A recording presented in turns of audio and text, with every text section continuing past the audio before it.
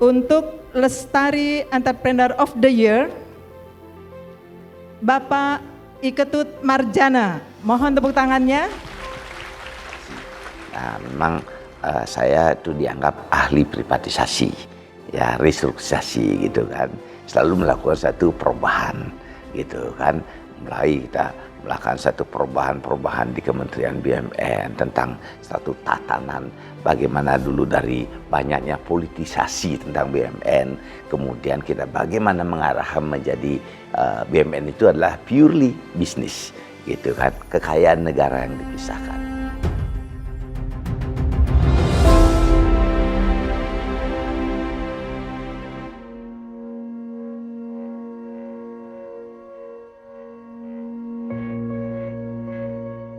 Nama saya Imadina Riswarjaya, nomor 2 dari keluarga 12 orang, kakak dari Ketut Marjana.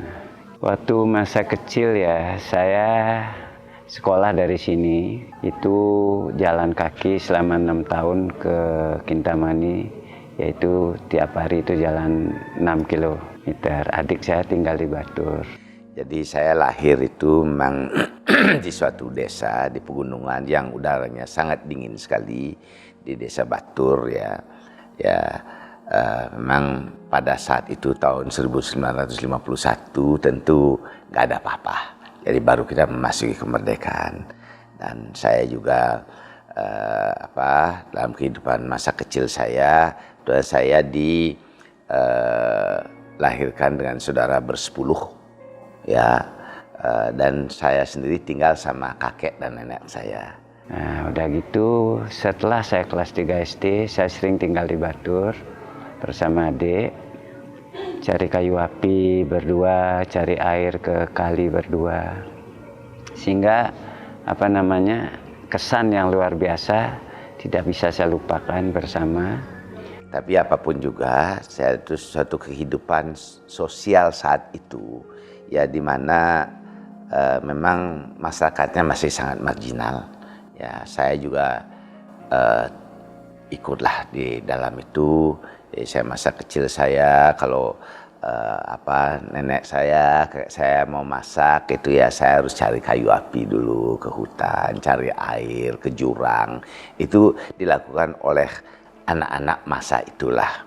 Jadi ayah saya itu betul-betul mendorong banget saya dan kakak dan adik saya untuk sekolah gitu ya. Ya pada suatu saat tatkala saya dicukur oleh orang tua saya pasti dibisikin ya sekolahlah sampai mendapatkan satu titel tertentu. Dan saya sadar ya bahwa akhirnya saya juga di kampung itu ya belajarlah seperti biasanya normal gitu. Dan memang hanya beberapa orang saja yang bisa lanjut itu, bisa lulus ya, karena ya sebagian besar ada orang berpikir ngapain sih sekolah, ujung-ujungnya juga kita jadi petani gitu. Dulu saya SMP 1, saya ke SMA Negeri 1 di Denpasar. Ya, waktu duanya ada 2 SMA, SMA 1, SMA 2. Teman-teman saya itu adalah anak-anak pejabat.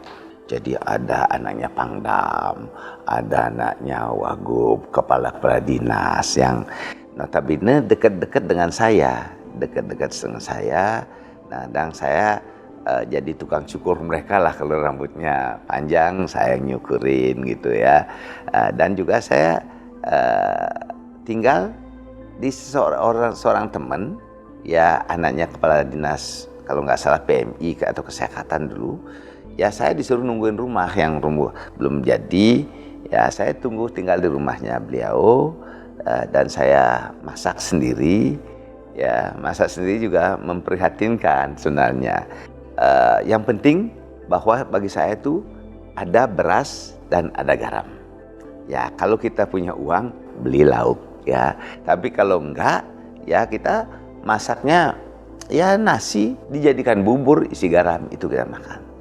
Ya, tapi belajar tuh nggak pernah reda bagi saya. Dan kebetulan teman-teman saya anak-anak pejabat ini memang rajin-rajin belajar. Mereka lah yang sebenarnya lebih mendorong saya untuk sekolah. Waktu SMA juga termasuk saya kategori menonjol lah. Jadi saya didorong oleh orang tua, udahlah jangan sekolah di Bali deh, sekolah keluar aja. Nanti kalau di Bali istilahnya ngelaleng, tahu ngelaleng itu? Yang ngelaleng itu artinya ya boleh dikatakan nggak memperhatikan sekolah, bandel gitu-gitu lah kira-kira. Nah itu saya keluar, akhirnya saya keluar diajak oleh teman-teman memang teman-teman mendorong, diajak saya ke Jawa. Ya saya tes di ITB, saya gagal. Nah kemudian memang garis tangan yang menentukan, ya karena nggak punya orang tua, nggak punya uang gitu kan. Jadi saya tes di Institut Ilmu Keuangan, lulus saya di situ langsung, ya dalam setahun saya dikasih ikatan dinas. Tapi itulah astungkara banget, syukur ya bahwa di tengah-tengah keluarga yang miskin itu mendapatkan satu beasiswa gitu kan. Ini yang mendorong saya semangat. Nah sistemnya sistem gugur di situ, kalau nggak naik langsung out gitu. Nah itu soal jurusan akuntansi, kalau nggak punya bon A, bon B namanya zaman itu, ya keluar gitu. Nah saya kebetulan memang kembali lagi modalnya hanya belajar gitu. Belajar, saya lulus terus, ya tamatlah saya sarjana muda, adjunct akuntan, ya saya mulai bekerja. Mulai kelas 2 sebenarnya saya udah mulai ngajar itu, cari uang sendiri. Jadi kelas 2 saya udah punya ijazah bon A, bon B, pada zaman itu adalah kalau sekarang jurusan akuntansi. Nah itu saya ngajar di kursus khusus, ya bisalah saya bisa membiayai diri saya sendiri.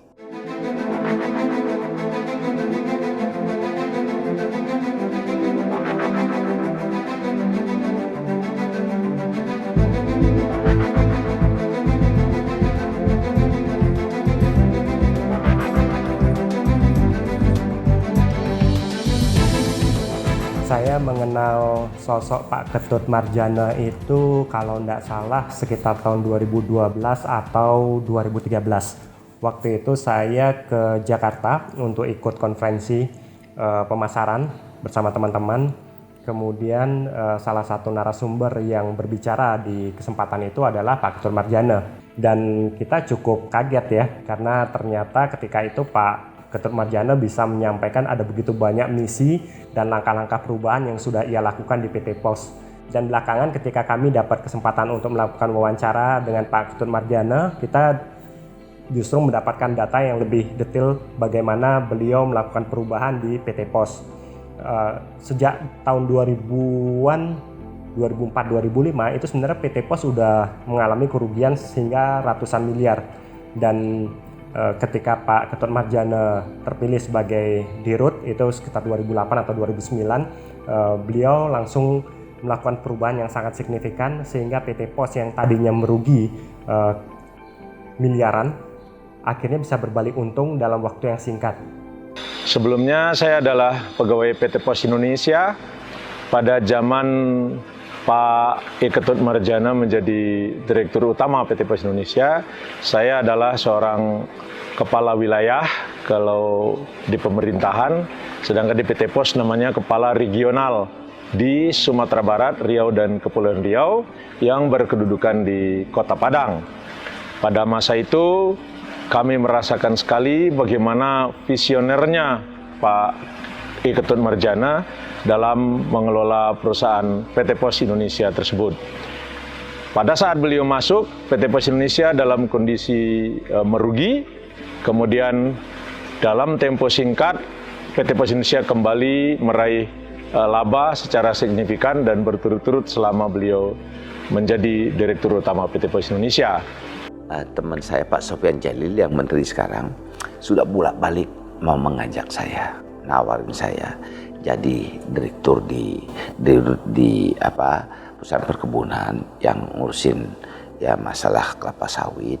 Saya ditawarin jadi dirjen Postel waktu itu. Saya katakan enggak, pindah ke Kementerian BUMN itu pun diiming-imingin Pak mau jadi deputi kayak gitu kan. Udahlah saya di swasta aja dulu deh, saya bilang itu.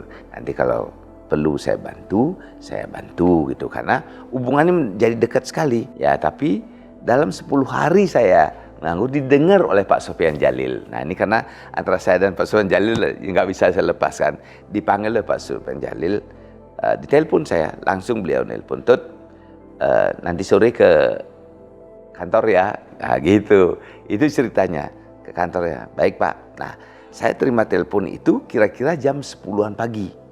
Ya, jam 10 pagi. Ya, oke, karena dipanggilnya 4:30, masih bisa saya naik pesawat ya.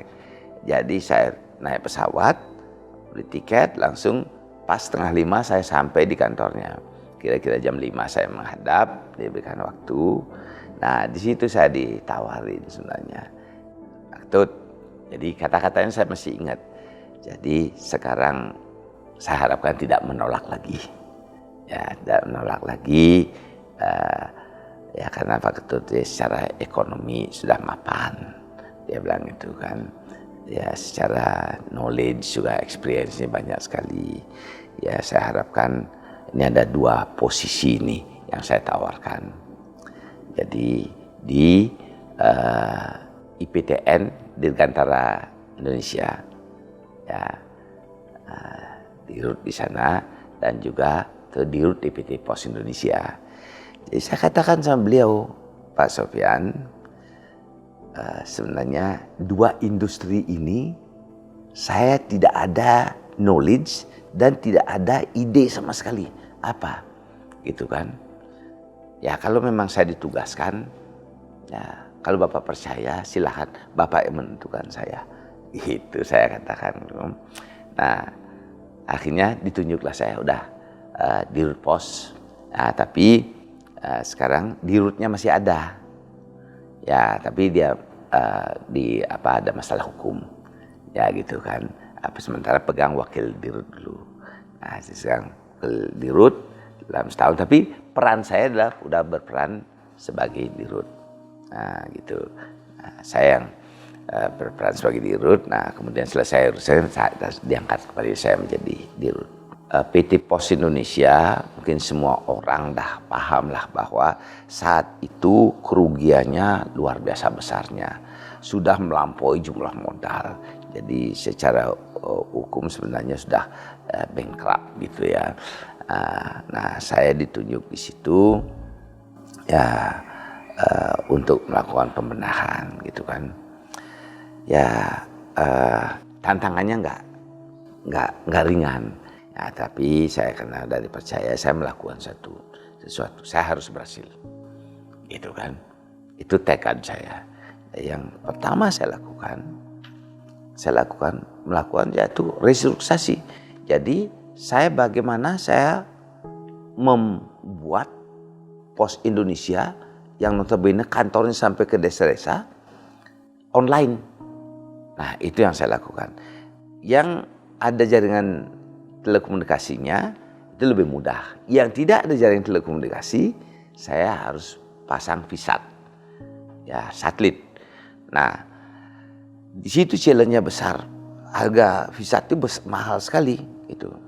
Tapi saya hanya simple berpikir. Saya ajak staf berpikir, nah coba teliti kira-kira berapa jumlah penduduk di sekitar desa ini. Nah gitu kan. Nah kalau ini kita bisa tahu, berarti semua yang ada di sini pasti bayar listrik. Gitu. Bayar listrik. Gitu. Kemudian mereka pasti punya anak-anak yang sekolah di kota. Ya, bisa pakai whistle ya online. Nah, terus punya hitung, ini masih memungkinkan penerimaan kita akan bisa meningkat dari ini sampai sekian, gitu kan? Saya putuskan pasang VSAT. Jadi pertama saya pasang 1.000, tahun berikutnya 2.000, dan dengan online ini justru Pos Indonesia ini ibarat gadis cantik. Jadi pada ingin melamar gitu, perbankan, lembaga-lembaga keuangan ingin bekerja sama, mereka melakukan suatu investasi, ya beli komputernya dan sebagainya. Karena Pos Indonesia nggak punya modal kerja. Orang pada saat itu ada kiriman whistle itu, bisa-bisa di penerima ini nggak punya uang untuk membayar whistle itu gitu. Jadi sampai begitu parahnya. Nah, kemudian masuk, jadi yang akhirnya bahwa ya kan transaksinya mudah gitu ya, orang ngirim uang dalam hitungan detik, kan? Ya, jadi kita ini melalui SMS memberitahuan sudah uang saya kirim melalui ini. Udah tinggal mereka nunggu di kantor pos di yang tuju ngambil uang. Sesimpel itu. Salah satu ketertinggalan PT Pos, ini isu yang sering kita dengar ketika di awal-awal tahun 2000-an dengan ekspedisi lain, karena PT Pos relatif tidak compete dari teknologi. Beberapa ekspedisi lain itu begitu kita melakukan pengiriman barang, kita bisa tracing ya, kita bisa tracking barang kita ada di mana. Bahkan kalau kita beli barang katakanlah di luar negeri, barangnya masuk ke Indonesia kapan, kemudian saat ini sudah pengirimannya sampai mana prosesnya, itu kita bisa ketahui melalui tracing secara online. PT Pos belum bisa tuh yang kayak begitu gitu ya. Jadi dengan beberapa perubahan peremajaan dari sisi penampilan maupun infrastruktur khususnya teknologi, Pak Ketut kemudian melakukan perubahan yang signifikan di situ. PT Pos pelan-pelan kemudian mulai bisa memberikan layanan yang hampir sama dengan perusahaan ekspedisi lain. Bahkan karena PT Pos punya keunggulan dari sisi historis, pertama sebagai perusahaan BUMN, kedua PT Pos sudah cukup lama ada di Indonesia dan jaringannya ada di mana-mana. PT Pos sebenarnya punya keunggulan yang tidak bisa dimiliki oleh ekspedisi lain. Sehingga dengan sedikit perubahan yang elementer tapi basic dan benar, maka itu bisa membuat perubahan yang signifikan terhadap laporan keuangan dari PT Pos. Ya kemudian buka juga paket-paket yang tadinya hanya sekitar 52 kota sampai hampir 400 kota bisa melakukan pos paket ini. Kilat usus yang bisa tercapai dalam 24 jam. Saya bisa melakukan track and trace ya sesuai dengan teknologi. Orang yang selalu mengatakan bahwa pos Indonesia ini akan mati karena internet, justru saya katakan, justru karena teknologi informasi ini, pos Indonesia survive kembali. Ya, kita buktikan bahwa transaksi keuangan kan dengan online. Nah itu, ya, memang ada yang gak kesampaian sih. Saya mau membuat digital post office sebenarnya. Sudah mau dibantu Jepang, bantu Australia. Nah, kan gak kesampaian. Ya saya karena umur, karena usia, ya saya harus meletakkan jabatan. Kemudian yang menarik lagi dari gebrakan yang dilakukan oleh Pak Ketut adalah beliau ketika itu punya ide untuk merubah fungsi beberapa gedung PT Pos yang mereka miliki. Idenya yang saat itu mau dieksekusi, salah satunya adalah memanfaatkan atau mengoptimalkan gedung-gedung PT Pos yang ketika itu jumlahnya ada sangat banyak di seluruh Indonesia, tapi belum efektif dan efisien fungsinya. Dan kemudian pelan-pelan ini mulai dirubah nih. Ada yang dibuat bekerja sama dengan minimart, ada gedung yang dijadikan hotel, bahkan ada gedung yang juga dijadikan sebagai coffee shop. Dan sistemnya pun kerjasama dengan brand luar gitu ya. Jadi di kantor pos itu bisa ada minimartnya, kemudian ada tetap layanan posnya. Dan itu salah satu ide yang juga dicetuskan oleh Pak Ketut. Cuman memang pada saat proses eksekusinya tidak lama kemudian Pak Ketut sudah tidak di PT Pos lagi.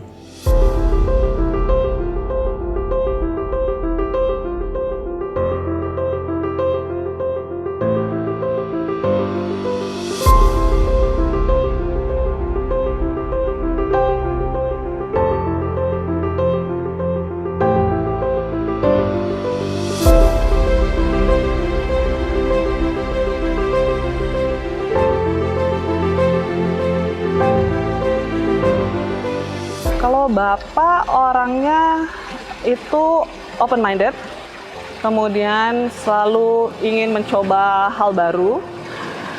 Beliau tidak pernah menganggap sesuatu harus jalannya konstan. Bagaimana selalu melakukan terobosan-terobosan itu dilakukan dan ditanamkan sejak kecil walaupun saya belum menyadari waktu itu. Jadi mungkin ini terkait juga dengan perjalanan hidup Bapak yang penuh lika-liku sehingga sedikit enggaknya mempengaruhi kehidupan anak-anaknya juga. Nah, akhirnya saya pulang kampung, ngurusin lah namanya Toya Devasia. Jadi kira-kira 5,5 tahun yang lalu tepatnya ya saya pulang 14 Desember, yaitu 14 Desember tahun 2014. Ya, nah di situ saya udah mulai sejak itu saya merencanakan apa kita melakukan satu event tahun baru. Ya, jadi saya pinjam uang 500 juta untuk saya bangun kolam renang pinggir danau, gitu kan. Jadi ini gebrakan juga, ya kita undang orang-orang mau berulang tahun dan sebagainya di situ, gitu kan. Ya mulai dari anak saya ulang tahun kita adakan, kita videokan, kita sebarkan, kan gitu kan. Nah setelah saya bangun kolam renang di pinggir danau, tamu ternyata nambah terus nih. Di dalam perjalanannya saya bangun satu kolam, tamu rame, ya nggak nampung lagi. Saya perluas lagi yang belum masa 1 tahun saya bongkarin, saya perluas. Jadi orang kadang-kadang mengkritik, nih Pak Ketut nih bangunnya masih bagus-bagus dan dibongkar, ya gitu ya. Tapi kan kita bukan lihat itu, kita ngelihat market. Jadi kalau ini nggak mumpuni, pasti kan market kan lari gitu.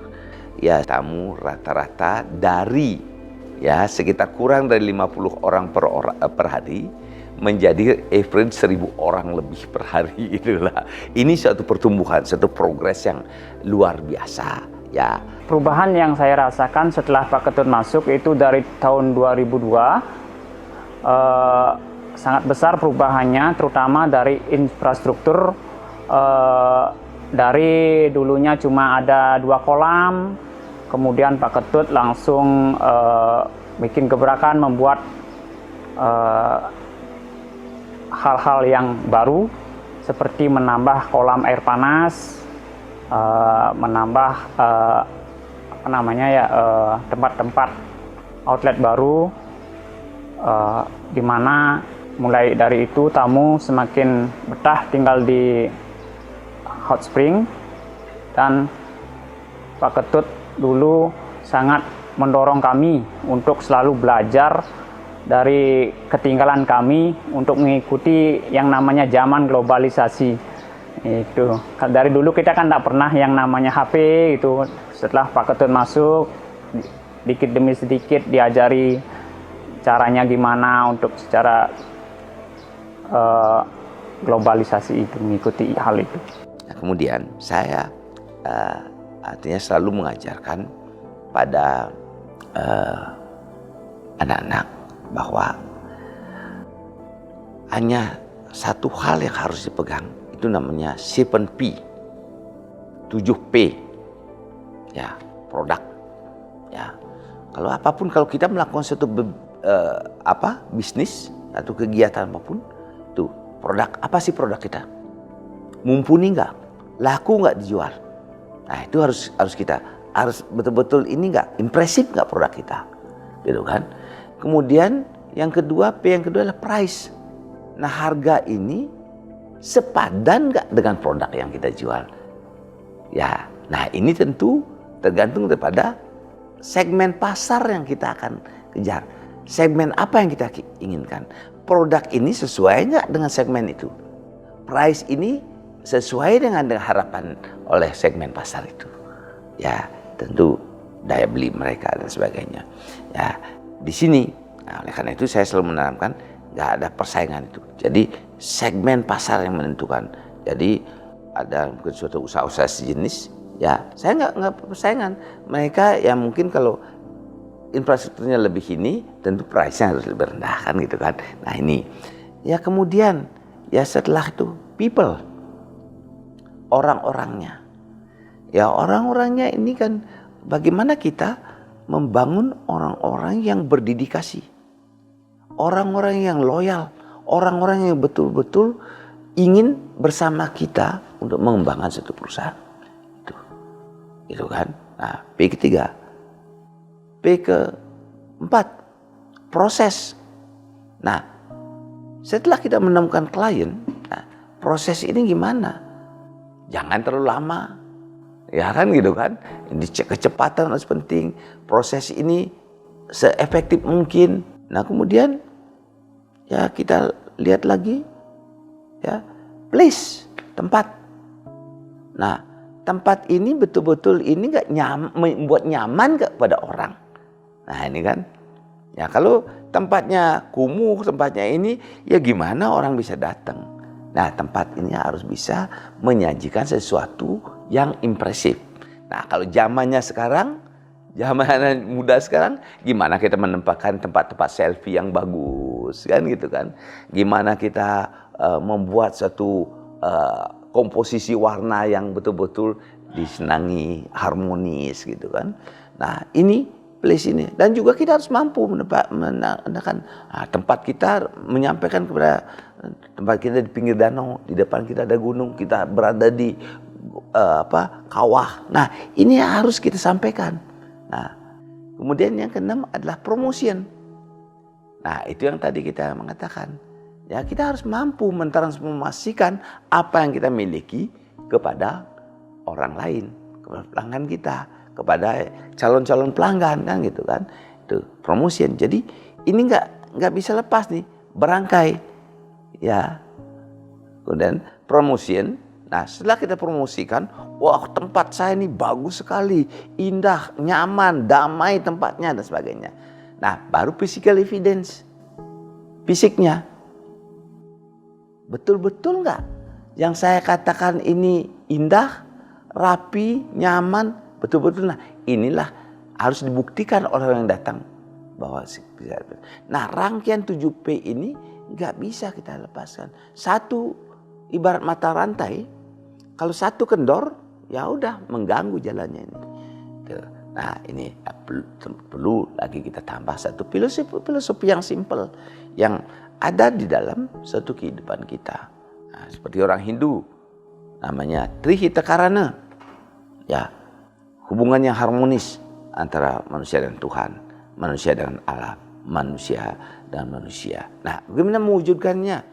Kalau kita dengan Tuhan, tentu ada tempat sembahyang kita ciptakan yang nyaman, membuat orang damai bersembahyang. Alam, gimana kita menata lingkungan kita secara baik, kebersihannya. Kebun-kebun itu kita tata demikian sehingga memberikan satu roh kepada kita yang nyaman. Ya, tempat hubungan manusia. Nah, disinilah restorannya harus nyaman dan itu duduk gitu. Nah itu. Nah hal-hal itu. Kemudian apalagi kita perlu perhatikan. Nah, bagaimana kita menanamkan sesuatu rasa kepada pengunjung kita.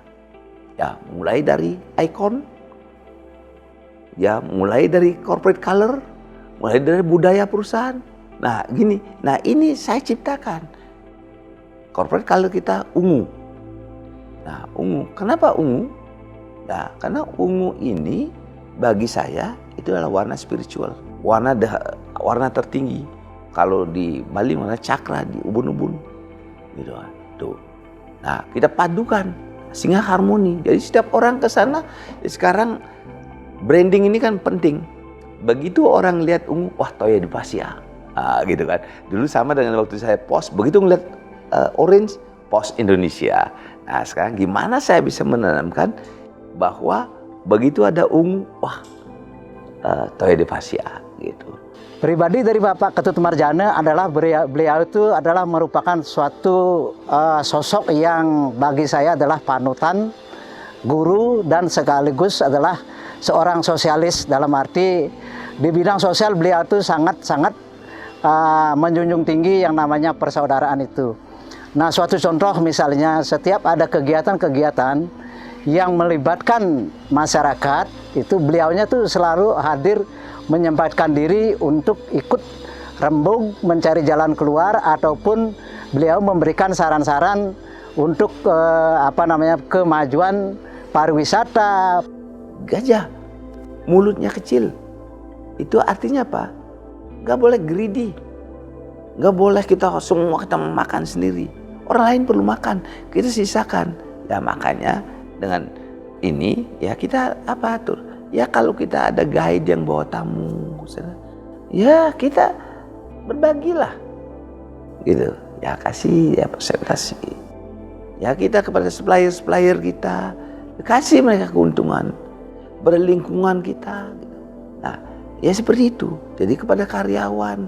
Nah kalau kita dapat lebih, kita bagi. Gitu. Saya kagum sama dia. saya kagum juga karena dia itu wawasannya udah jauh. Sangat kagum saya karena dia bisa ke bawah, bisa ke atas, bisa di masyarakat juga. Ya karena mungkin itu didikan orang tua ya. Apapun itu, dimanapun kita ke bawah harus selalu ingat. Dimanapun kita bersosial harus itu, jangan sampai enggak. Ya karena kita kan makan cuma sepiring lah gitu.